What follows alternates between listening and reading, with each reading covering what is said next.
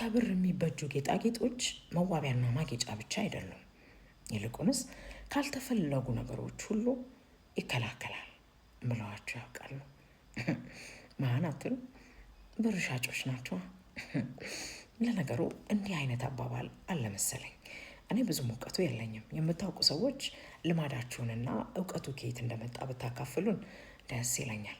ለእኔም ይህንንም ለሚያዩት ሁላችንም በኮሜንት ላይ አስቀምጡልን። እውነት ነው ውሸት ነው የሚለውን። በእኔ ኬዝ ግን አንድ ብር የውጭ ብር ነው ተብሎ ወደ 4,000 ብር ገደማ ወጥቶበት ተገዛ። በመጀመሪያ በሳምንቱ ተበጠሰና ይዤው ሄድኩኝ። እንደዚህ አድርጎ በየደው አበያ ሄዱ። በጣም ስለገረመኝ እንደዚህ ነው እንዲህ ብር የሚታከመው ብዬ ጠየቅኩት። አዎ አለ። በኋላ ደግሞ በጣም ለምንድን ነው እንደዚህ የጠቆረው ብዬ ጠየቅኩት።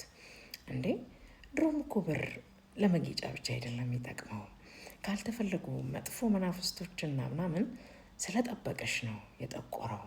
ለዚህ እኮ ነው ብር የሚጠለቀው አለኝ።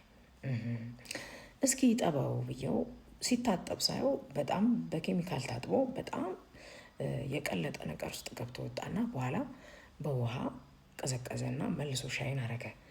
የተበየደው አላደረም፣ 4 ቦታ ተበጠሰ።